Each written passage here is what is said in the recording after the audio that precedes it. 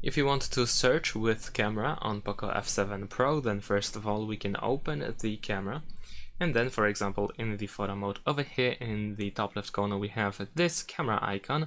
This is Google Lens, so we can tap on it in order to go to the Google Lens, and now you can for example take a photo in real life of something that you want to search for on the internet. So for example I'm gonna take the photo of this car, and there we go. Immediately we get Google search results. You can also go for visual matches as well, and that's pretty much it. Of course, besides that, let's actually close this. You can also use a picture if you actually already have a photo. Then we can tap over here in order to use a photo from your gallery. And that's it. Thanks for watching, leave a like and subscribe to my channel, and see you in my next videos. Bye.